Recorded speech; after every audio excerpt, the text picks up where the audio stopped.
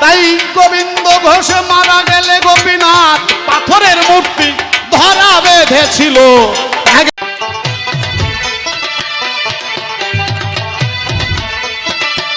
গান শোনার সৌভাগ্য আমার হবে না। তানসেন বলল, বাদশাহ হতে পারে। পারে? হ্যাঁ পারে। বলো তানসেন, কি হলে সেই কৃষ্ণ ভক্তা মীরার গান শোনা যায়? আমি তোমাকে কথা দিচ্ছি, আমার যত কষ্টই হোক আমি সেইভাবে মীরার গান শ্রবণ করব, যার গানের সঙ্গে কৃষ্ণ স্বয়ং বাঁশরি বাজায়। তানসেন বলছে, সম্রাট, আপনার এই অহংকারী বাদশাহী পোশাক আশাক বর্জন করতে হবে, আপনার গায়ে ভক্তের পোশাক পরতে হবে। তানসেন বলল, আমি তাই করব। তখন যোগীর বেশ অঙ্গে নিল, শোনেন জ্ঞানী দল, ভক্তবৃন্দে প্রেমানন্দে সবাই হরি হরি হরি বল হরি। তানসেন বীরবল আর আকবর বাদশা তিনজনে গো আজি যোগীর পোশাক পরে গান শোনাবার আশায় বাবা আসে আমার মন্দিরে। আমার মন্দিরে এসেছে তারা তিনজনই যোগীর বেশে এসেছে। আমি কিন্তু বাবা আর কিছু বুঝিনি, আমি দেখেছি তারা পরম ভক্ত বৈষ্ণবের বেশে আমার দ্বারদেশে এসেছে। আমাকে বলছে, ভক্তা করুণা করে একটা গান আমাদেরকে শোনা। আমি বললাম, না, আমি এখন গান গাইব না। আকবর বাদশাহ বীরবল তানসেন একটি কথাও বলল না। তারা অধবদনে তাকাতেই দেখলাম তাদের চোখ থেকে টপ টপ করে অশ্রু বিসর্জন হচ্ছে। তবু আমি কিছু ভাবতে পারিনি। কিন্তু ভক্তের চোখের জল তো আমার গিরিধারী সইতে পারে না, তাই জল ভরা চোখে ভক্ত তিনজন মন্দির হতে যখন বাইরে যায়, আমার গিরিধারী ক্ষীণ কণ্ঠে আমায় ডেকে কয়, ভক্ত চোখের জলে বেরিয়ে গেছে কিনা। তাই গিরিধারী কৃষ্ণ চিন্ময়ী থেকে মৃন্ময়ী থেকে চিন্ময়ী রূপ ধারণ করেছে। ভক্তের ব্যথায় যেন কৃষ্ণ ব্যথিত হয়েছে, তাই কম্পিত কণ্ঠে বলছে, ভক্তা অমীরা, ভক্ত প্রাণে বড় ব্যথা নিয়ে চলে গেল, একটা গান গাইলে হয় না? আমি সঙ্গে সঙ্গে সেইখানে গাইতে লাগলাম গান। বংশী ধরে দাদন করে সাথে কৃষ্ণ ভগবান। গানের সুর তাদের কর্ণে যেতে গো জল ভরা চোখে তারা ফিরিয়া আসিল, বিরামহীন ধারায় ধরা ভেসে গেল। যতক্ষণ গান গাইলাম শ্রাবণের ধারায় তাদের অশ্রু বিসর্জন হতে লাগলো। গান শেষ হয়ে গেল। ওই তিনজনের মধ্যে থেকে একজন এসে গলার থেকে একটা হার খুলে আমার গলায় পরিয়ে দিতে গেল। বলল, ভক্তা, আমার তো দেবার মতো কিছু নেই, আমার তরফ থেকে এই ক্ষুদ্র উপহারটুকু আপনি গ্রহণ করুন। আমি বললাম, না, আমাকে মালা দিয়েছে আমার কৃষ্ণ কেলে সোনা, জীবনে আর কারো মালায় আমি গ্রহণ করব না। তবে একান্তই যদি এই হার তোমার পড়াইতে হয়, পড়াইয়ে দিয়ে যাও ভক্ত এই গিরিধারীর গলায়। আকবর বাদশাহ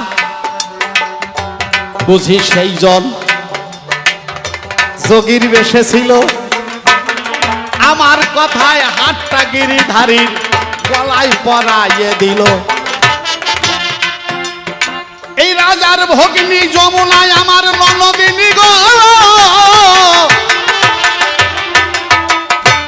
অদূর হইতে করল দর্শন, দাদার কাছে ইনিয়ে বিনিয়ে করেছে বর্ণন। কি বলেছে? দাদা তোমার মনটা তো সাদা, কিন্তু আমাদের বৌদিমণির মনে যে কাদা, তুমি জানো না দাদা, তোমাকে ভালোবাসে না, তোমার কাছে আসে না। দিচ্ছি পরিচয়, গোপনে তার ঘরে বিধর্মী মুসলমান আসে যায়। তোমার সঙ্গে মেলামেশা না থাকলেও বিধর্মী মুসলমানের আসা যাওয়া তার ঘরে প্রতিনিয়তই চলতে থাকে। রাজা বলল, কোনো নিদর্শন দেখাতে পারবি? যমুনা বলল, দাদা তাতে তো কোনো আপত্তি নাই, তাহলে আমার সঙ্গে চলো। বন চলেছে আগে আগে, রাজা রাগে রাগে পশ্চাতে চলিল। আমারই মন্দিরের দরজায় উপনীত হলো। গিরিধারীর গলার হাতটা খুলে এনে গো রানা কুম্ভকে দেখায়। আকবর বাদশার নামাঙ্কিত একটা লকেট হাতে রয়। এইটা দর্শন করে বলে, মীরা তুমি আমার ললনা, কাজটা ভালো হলো না। বলো আমার ধারে কেন বুধর্মী মুসলমান আসে তোমার মন্দিরে, আর তোমায় বাঁচাইয়ে রাখবো না প্রাণে গো।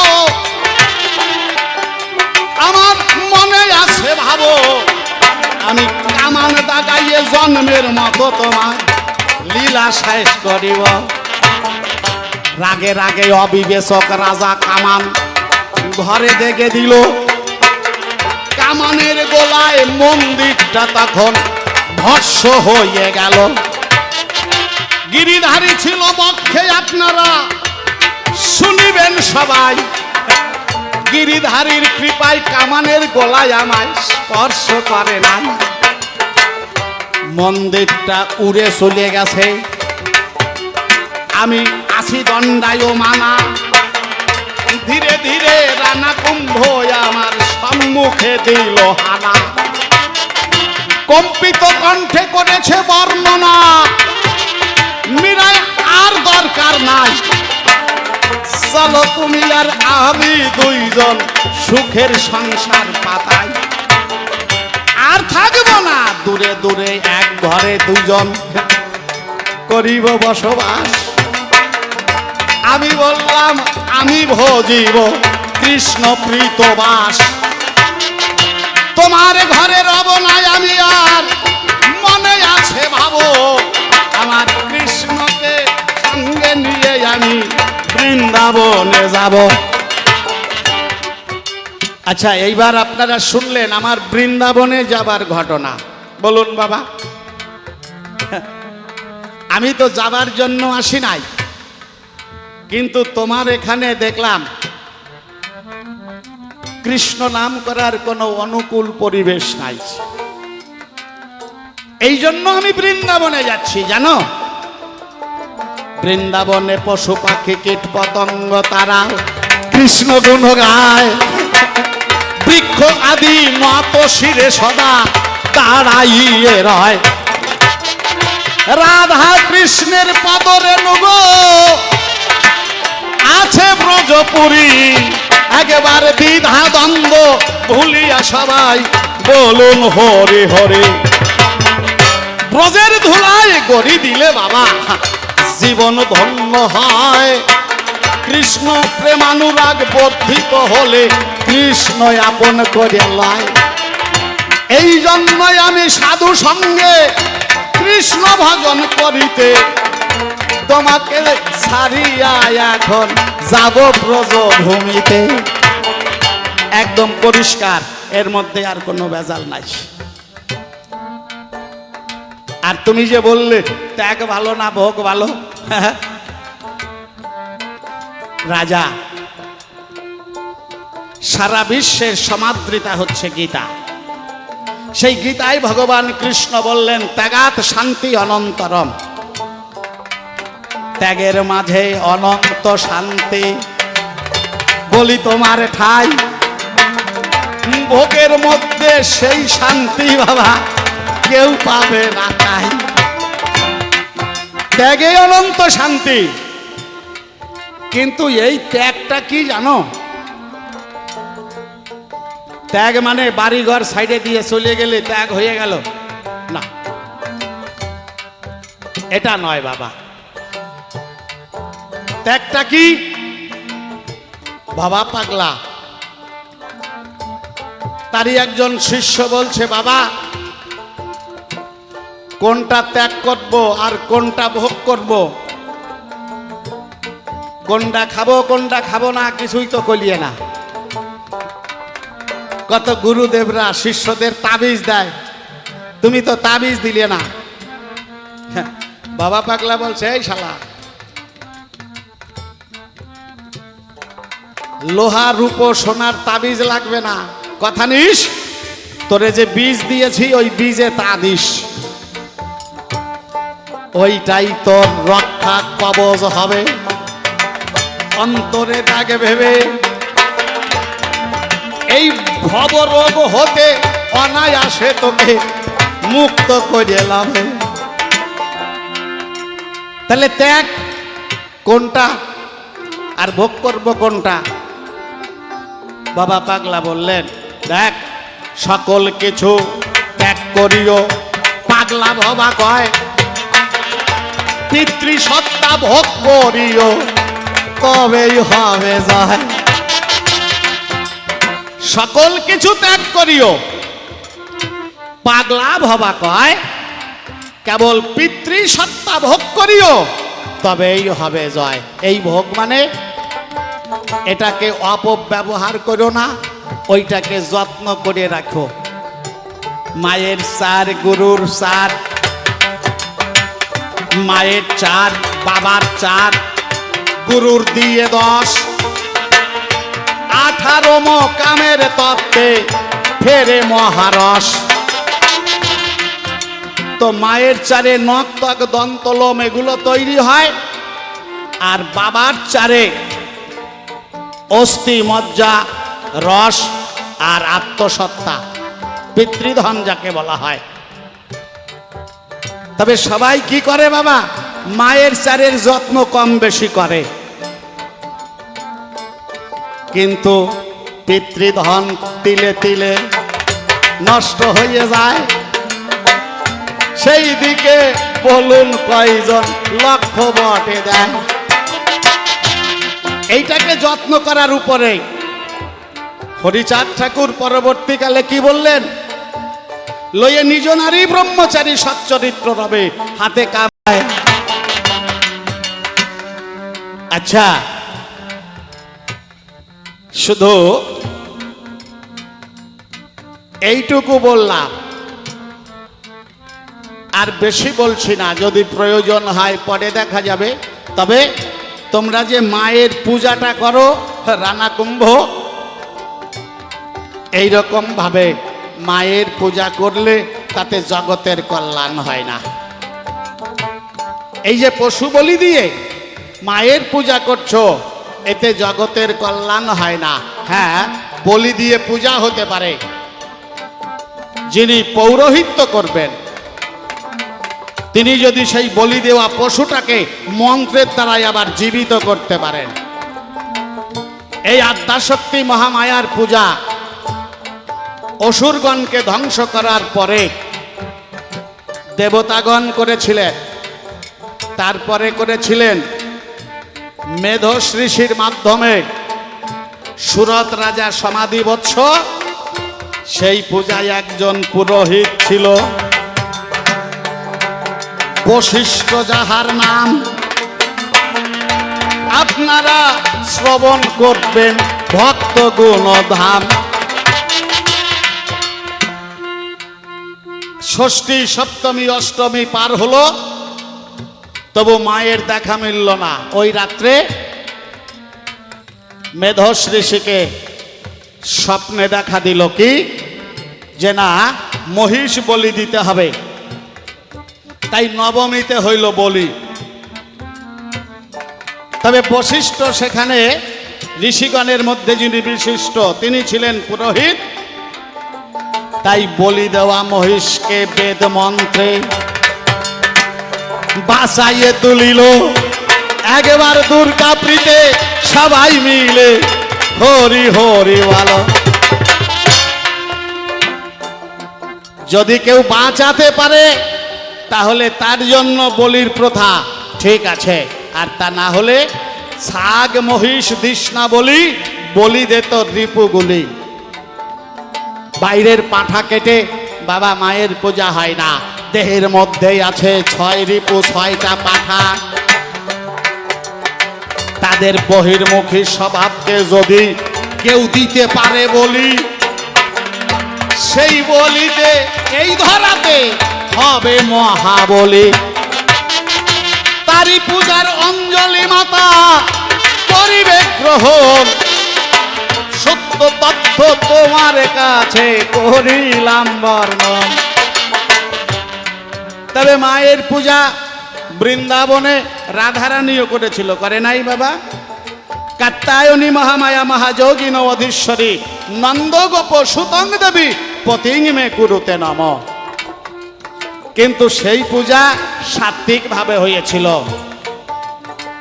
মায়ের পূজা 3 প্রকার, তামসিক, রাজসিক আর সাত্বিক। তবে তামসিক আর রাজসিক মতে যারা পূজা করে তাদের দ্বারাই জগতের কল্যাণ হয় না।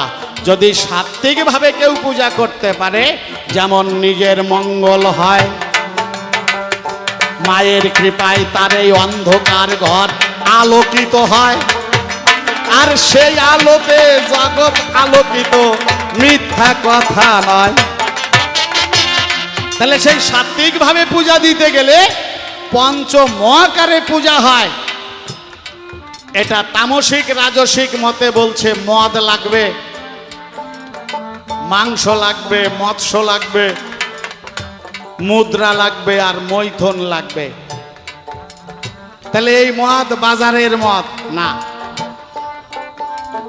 সাত্বিক ভাবে পূজা দিতে গেলে মদের প্রয়োজন। কোন মদ?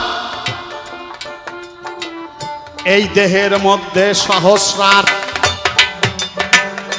খাঁটি মদের ভাণ্ড। বুঝবেন একটু অন্তর দিয়ে আমার কথা নহে ভণ্ড। সহস্রার হতে খণ্ড হয়ে মদ গো হতেছে খরণ। আলা জিহ্বা উল্টাইয়ে যদি কেহ করে আস্বাদন, তবে সেই জন মদ্য সাধক অন্তরে দেখুন ভেবে তারি পূজার অঞ্জলি মাতা গ্রহণ করিবে। সবাই কালী পুজো করে কিন্তু সবার মা খায় না। কাল নাই ভবা পাগলা মায়ের পূজা করে, পাশাপাশি কৃষ্ণ মূর্তিও আছে। তার একটা ঘটনা শুনুন। ভবা পাগলার মেয়ে বাবা পাগলাকে বলছে, বাবা, মানে ওই যারা শাড়ি ফেরি করে গ্রামে আসে, তাই শাড়ি ফেরি করতে আসছে। আর বাবা পাগলার মেয়ে দেখে বলছে, বাবা আমাকে একটা শাড়ি কিনে দাও। বাবা পাগলা বলছে, হ্যাঁ ফেরিওয়ালা, দেখো আমার এই মেয়ের যে শাড়িটা পছন্দ হয় তুমি ওকে দিয়ে দাও। তাই ঘাটের থেকে পছন্দ মতো একটা শাড়ি নিয়েছে। বাবা পাগলা দাম মিটিয়ে দিয়েছে। মেয়েটা চিন্তা করছে মন্দিরে যাই, প্রণাম করি ঠাকুরকে, তারপরে ঘরে গিয়ে শাড়িটা পরে বাবাকে দেখাই। মেয়েদের প্রথম প্রথম শাড়ি পরায় বড় আনন্দ হয়। কি বাবা, সব মেয়েরাই শাড়ি পরে সবাইকে দেখাতে ভালোবাসে। তাই ঘরে গিয়ে শাড়িটা পরে আসবে, আগে মন্দিরে প্রণাম করবে। তাই মায়ের সামনে শাড়ি রেখে যখন প্রণাম দানিল, উঠে যখন শাড়ি ধরে ঘরে ফিরতে গেল, ওই শাড়ির এক ধার বাবা পাগলার মেয়ে ধরেছে, ঘরে যাবে। এদিকে মৃন্ময়ী মা শ্রীময়ী রূপ করেছে গ্রহণ, শাড়ির এক ধার মা টানিয়া করেছে ধারণ। এখন বাবা পাগলার মেয়েও টানে আর মাও টানে। মা কালীও শাড়ি ধরিয়ে টানতিছে এক ধার। এখন মেয়েটা মা কালীর হাত থেকে আর শাড়িটাকে খসাতে পারছে না। তা মেয়েটা ডেকে বাবাকে বলছে, ও বাবা দেখো আমার শাড়ি ধরে টেনে নিয়ে যাচ্ছে, আমাকে কিছুতেই শাড়িটা দিচ্ছে না। বাবা পাগলা বলছে, মন্দিরের মধ্যে কে তোর শাড়িটা নেই? বলে তুমি এসেই না দেখো। ধীরে ধীরে বাবা পাগলা মন্দিরেতে গেল, দর্শন করে বাবা পাগলা চোখের জলে ভাসিল। হাসি মাখা বদনে মেয়েকে ডাক দিয়ে কয়, মায়ের বুঝি শাড়িটা ভালো লাগলো এই সময়। তাই মেয়েকে বলেছে, মা এই মাকে শাড়িটা তুই দিয়ে দিবি, আবার ফেরি আওলা এলে নতুন শাড়ি পাবি। বাবা আমি তোরে নতুন শাড়ি কিনে দেব, মায়ের যদি শাড়িটা পছন্দ দিয়ে দে। সবার মা তো শাড়ি ধরিয়ে টানে না। রামপ্রসাদের মা খেয়েছে। অগ্রদ্বীপে যেদিন গোবিন্দ ঘোষের ছেলে গোরাচাঁদ, ছোট্ট 5 বৎসরের বালক, একদিন বাবা বাইরে মাধুকরী করতে গিয়েছে। সেদিন গোরাচাঁদকে বলেছে, গোরা রে আজকে বাবা তুই আমার গোপীনাথের ভোগ দিবি, আমার ফিরতে দেরি হবে। অন্তরে অন্তরে দেখুন সবাইকে। গোপীনাথের মা মানে গোরাচাঁদের মা রান্না করেছে, পরমান্ন রেঁধেছে।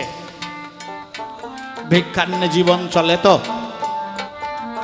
এক থালা পরমান্ন গোবিন্দের জন্য তৈরি হয়, ওইটা গোবিন্দের ভোগে লাগায়, সেইটাই এনে অতিথি সেবা করে, ভক্ত সেবা দেয়, আবার বাদ বাকি প্রসাদে নিজেদের জীবিকা চলে। কিন্তু পরমান্নের থালা নিয়ে আজ গোরাচাঁদ গোপীনাথের মন্দিরে ঢুকিল। চোখের জলে গোরাচাঁদ দেখো কাঁদিতে লাগিল। গোরাচাঁদ তো মন্ত্রতন্ত্র জানে না, কিন্তু মাঝে মাঝে দেখে বাবা যখন গোপীনাথের ভোগ রাগ লাগায়, ধূপ প্রদীপ জ্বালায়, যা যা করে, ফুল বেলপাতা যেভাবে দেয় প্রসাদে, তুলসী পাতা সব সেইভাবে দিয়েছে। দিয়ে আজ গোরাচাঁদ সাষ্টাঙ্গে প্রণাম করে চোখের জলে বলছে, গোপীনাথ আমার পূজা হয়ে গেছে, এবার তুমি প্রসাদ গ্রহণ করো। কিন্তু পাথরের গোপীনাথ সে তো প্রসাদ গ্রহণ করে না। গোরাচাঁদ কাঁদতে কাঁদতে আকুল হয়ে আজ গোপীনাথকে বলছে, গোপীনাথ তুমি প্রসাদ গ্রহণ করো, সেবা করো প্রভু। তুমি যদি আজ এই প্রসাদ গ্রহণ না করো, নিত্য নিত্য আমার বাবা তোমার সেবা দেয়, আর তুমি সেই পূজার প্রসাদ গ্রহণ করো। আজ যদি তুমি অভিমান করে প্রসাদ গ্রহণ না করো, আমার বাবা এসে যখন শুনবে যে আমার পূজায় গোপীনাথ খুশি হয়নি, প্রসাদ গ্রহণ করেনি, ছোট্ট গোরাচাঁদ চিন্তা করছে হয়তো আমাকে মেরেই ফেলবে, আমি তো মরেই যাব ঠাকুর। তাই নিরুপায় হয়ে আজ মন্দিরের দরজা বন্ধ করায় আর কাঠে ধরে চোখের জলে গোরাচাঁদ ভাসিতে লাগিল। গোপীনাথের নিকটে এসে বলিতে লাগিল, যদি এই পরমান্ন গ্রহণ না করো গোপীনাথ, মনে আছে ভাবো আমি মরে যাবার আগে আমি তোমাকে মেরে দেব। এই আর কাঠের আঘাতে তোমার মস্তক চূর্ণ বিচূর্ণ করে আমি শান্তি লব।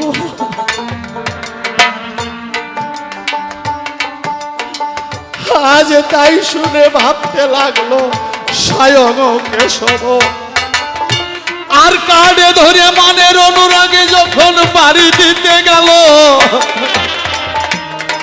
মূর্তিমন্ত হয়ে গোপীনাথ লাঠি ধরে নিল।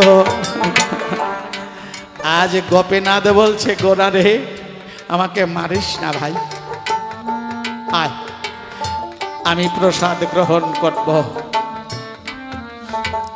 যে আসন দিয়েছিল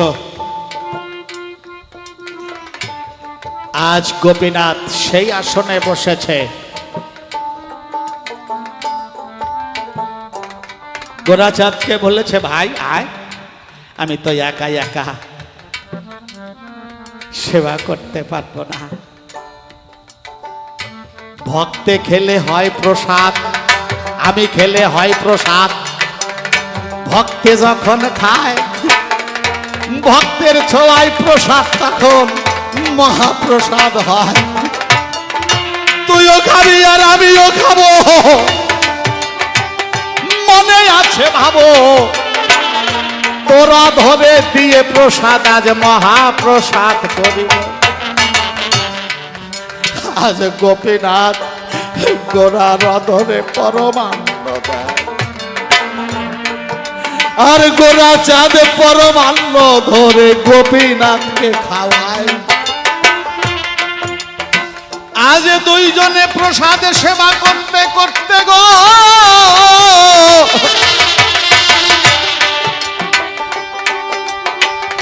পাথরের থালা যেন শূন্য হয়ে গেল। শূন্য থালা নিয়ে গোরা বাহিরে আসিল। তবে সেবা হয়ে গেলে গোপীনাথ গোরাকে বলল, গোরা রে ও ভাই, তোরার আমার যে লীলা মন্দিরে ঘটিল, এই ঘটনা চিরতরে গোপন রাখা ভালো। ভুল করে কোন পরিস্থিতিতে করে করি মানা, যেন কারো কাছে তুই বর্ণনা করবি না ঘটনা। যদি ভুল করে বলিস তবে অন্তরে দাগে ভেবে সঙ্গে সঙ্গে মুখে রক্ত উঠবে আর তোরই মরণ হবে। গোপীনাথ বলল, ঠিক আছে আমি বলবো না। তাই শূন্য থালা নিয়ে যখন গোরাচাঁদ বাইরে এসেছে, গোরাচাঁদের মা বলছে, ওরে দুষ্ট ছেলে, সমস্ত প্রসাদ তুই একা একা সেবা করেছিস। প্রতিদিন তোর বাবা পুজো করে, সেই প্রসাদে আমরা ভক্ত সেবা দেই, বাদ বাকি প্রসাদে আমাদের জীবন জীবিকা নির্বাহ হয়। ওরে দুষ্ট ছেলে, চোখের জলে বলছে আমার কথা না হয় না ভাবলি? তোর জন্মদাতা পিতা, তোর জগতের আরাধ্য দেবতা, তার কথাও ভাবলি না?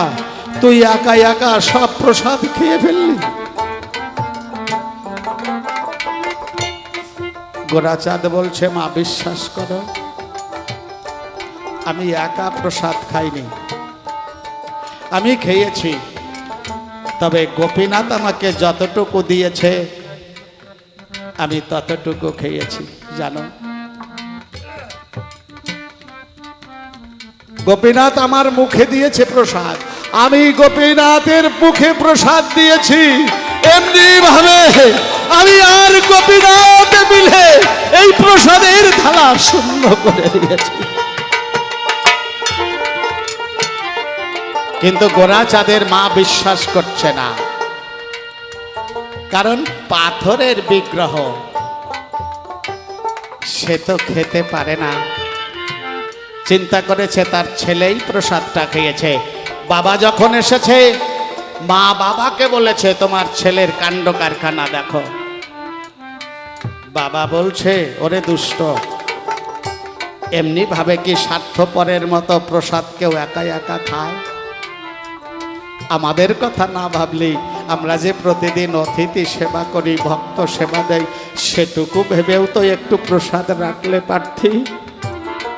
গোরাচাঁদ চিন্তা করছে আমি কোন বিপদে পড়েছি, আমার কথা তো কেউ বিশ্বাস করছে না।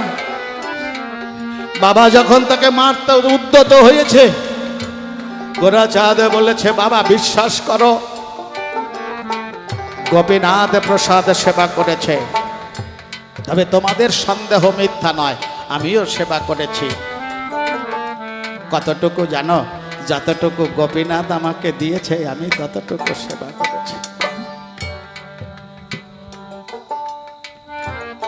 গোবিন্দ ঘোষ পূজা করেছে, কোনদিন সাক্ষাতে গোপীনাথ খায়নি, তাই বিশ্বাস হচ্ছে না। মনের ভক্তিতে অনুমানে সেবা দিয়েছে, কিন্তু গোরাচাঁদের মতো বাস্তবে বর্তমানে স্বয়ং মূর্তিমন্ত হয়ে কখনো প্রসাদ গ্রহণ করেনি।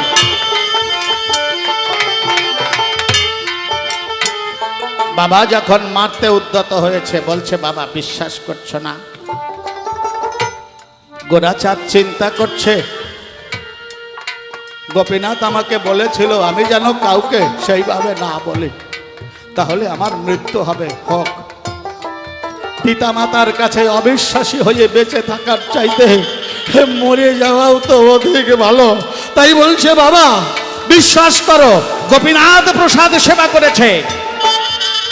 বলছে তোর সাক্ষী আছে? বলছে হ্যাঁ আছে। কে? কেন? তোমার গোপীনাথ যে আমার সামনে সেবা করেছে, যে নিজের হাতে আমাকে সেবা করিয়েছে, সেই সাক্ষী দেবে। গোবিন্দ ঘোষ বলছে চল তো মন্দিরের মধ্যে, মিথ্যা কথা বলার আর জায়গা পাচ্ছিস না। বলছে চলো বাবা।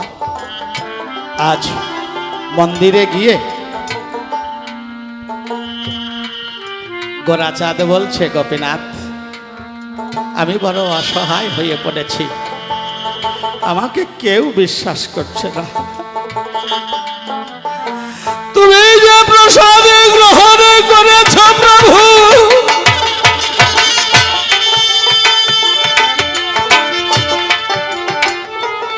আমার কথা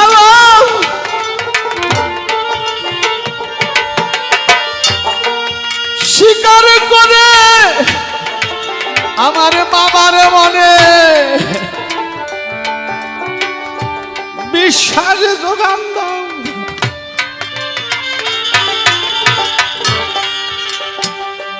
কিন্তু যে বিশ্বাস করে না পাথরের গোপীনাথ সত্যি সত্যি কর্ম করতে পারে, তার কাছে ভগবান কি করে সহজেই দেখা দেবে। তাই নিরুপায় হয়ে আবার গোরাচাঁদ আর কাঠ ধরেছে, চোখের জলে ভাসতে ভাসতে বলেছে গোপীনাথ আমাকে এত বড় অবিশ্বাসী সাজিয়ে তুমি চুপ করে থেকো না। বলো বলো, তুমি নিজে প্রসাদ সেবা করেছ।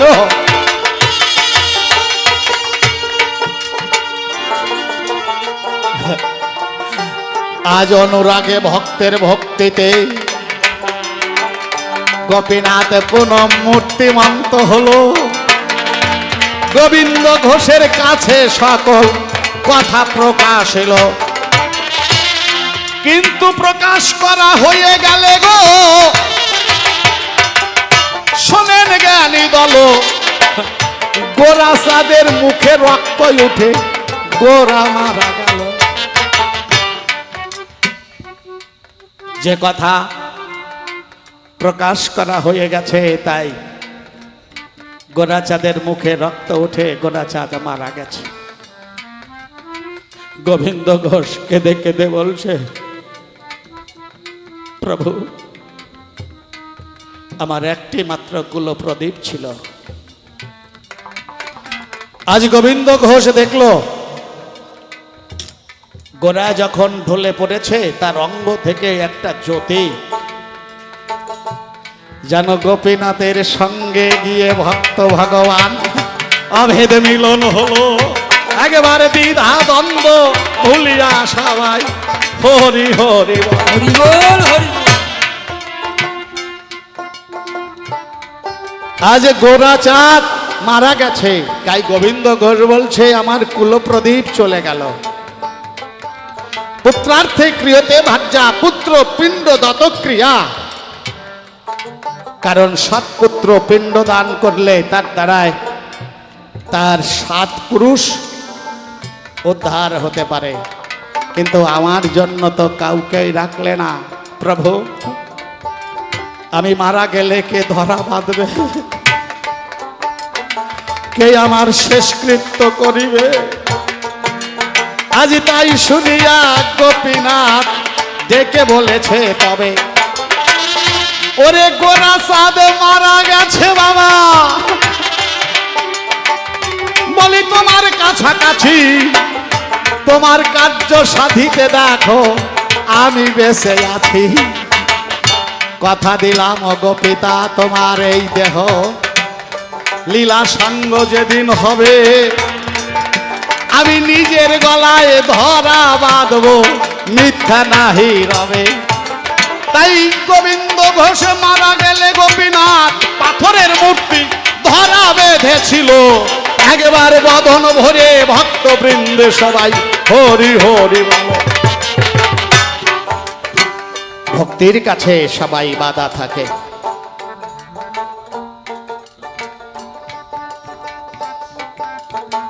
আচ্ছা বাবা যেভাবে প্রশ্ন করেছিল আমি তার কিঞ্চিত সমাধান দিলাম। ভুল ত্রুটি হলে ক্ষমা করবেন, কারণ আপনারা রাজহংস শ্রোতা। আমার জলে দুধে মিশ্রিত বক্তৃতা, আমার এই জল দুধ সংমিশ্রিত বক্তৃতা হতে রাজহংসের স্বভাবে আপনারা ক্ষীরের অংশটা আস্বাদন করে সবাই আনন্দ লাভ করবেন।